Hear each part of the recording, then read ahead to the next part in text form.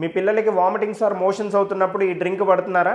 అయితే మీ పిల్లలకి మీరు ఇంకా హాని చేస్తున్నట్టు. దీని గురించి తెలుసుకోవడానికి వీడియో ఎండ్ వరకు చూడండి. హలో ఎవ్రీవన్, నేను మీ డాక్టర్ ప్రణీత్ రెడ్డి. పిల్లలకి వామిటింగ్స్ అండ్ మోషన్స్ అయినప్పుడు ఒంట్లో నుంచి ఫ్లూయిడ్ అనేది ఎక్కువ బయటికి వెళ్ళిపోతుందండి. దీనివల్ల పిల్లలు డీహైడ్రేషన్లోకి వెళ్ళి వీక్గా అయ్యే అవకాశం ఉంది.